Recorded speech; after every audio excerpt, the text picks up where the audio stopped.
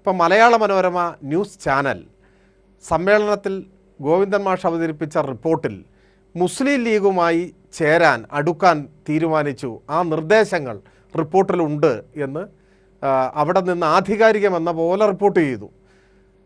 ഞാൻ അത്ഭുതപ്പെട്ടു, എന്താണ് ഇങ്ങനെ റിപ്പോർട്ട് ചെയ്തത്? എൻ്റെ കയ്യിലിരിക്കുന്ന റിപ്പോർട്ടിൽ നോക്കിയിട്ട് അങ്ങനെ ഒരു ഭാഗമേ കാണുന്നില്ല. പിറ്റേ ദിവസം രാവിലെ മലയാള മനോരമ ദിനപത്രത്തിൽ 1-ാം പേജിൽ കൊടുത്തിരിക്കുന്നു, ലീഗുമായി കൂട്ടില്ല.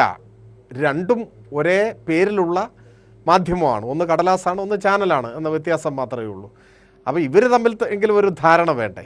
അപ്പോൾ വായിൽ തോന്നുന്നത് വിളിച്ചു പറയുക, CPIM വിരോധം മുൻനിർത്തി കെട്ടുകഥകൾ ചമയ്ക്കുക, യാഥാർത്ഥ്യവുമായി യാതൊരു ബന്ധവുമില്ലാത്ത കാര്യങ്ങൾ ആവർത്തിച്ചു പറയുക, ഇങ്ങനെയെല്ലാമുള്ള മാധ്യമപ്രവർത്തനത്തിൻ്റെ പരിധിയിൽ വരാത്ത പലതും ഈ സമ്മേളനവുമായി ബന്ധപ്പെട്ട് കണ്ടു എന്നത് വളരെ എന്താ പറയുക, നിരാശ ഉളവാക്കുന്ന ഒരു കാര്യമാണ്.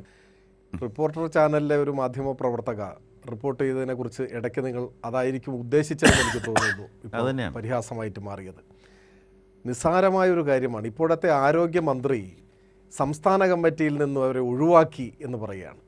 നോക്കൂ, സംസ്ഥാന കമ്മിറ്റി അംഗങ്ങളുടെ പേരുവിവരങ്ങൾ നിലവിലുള്ളത് ഒരു പ്രിൻ്റ് ഔട്ട് എടുത്തൊന്ന് വായിച്ചു നോക്കിയാൽ ഏതൊരാൾക്കും മനസ്സിലാവും ആരോഗ്യമന്ത്രി നിലവിൽ സംസ്ഥാന കമ്മിറ്റിയിൽ ഉണ്ടായിരുന്നില്ല. ഇപ്പോൾ ആരോഗ്യമന്ത്രിയെ ക്ഷണിതാവായി ഉൾപ്പെടുത്തി. അപ്പോൾ നിലവിൽ ആരൊക്കെ ഉണ്ട് എന്ന ഒരു കടലാസ് പോലും നോക്കാതെ വന്നിരിക്കുന്ന മാധ്യമപ്രവർത്തകർ നമ്മൾ എങ്ങനെയാണ് അവരെ വിമർശിക്കുക? അടുത്ത നൂറ്റാണ്ടിൽ പോലും ഒരു മാധ്യമപ്രവർത്തകയാകാനുള്ള ഒരു സാധ്യതയും തനിക്കില്ല എന്ന് അവർ സ്വയം തെളിയിക്കുകയാണ്. ഇങ്ങനെ തെളിയിക്കുന്ന ചില വിഷയങ്ങളെക്കുറിച്ചാണ് പൊതുവിൽ നേരത്തെ ഞാൻ വിമർശിച്ചത്. സമയക്കുറവുകൊണ്ട് എല്ലാ കാര്യത്തിലേക്കും ഞാൻ പോകുന്നില്ല.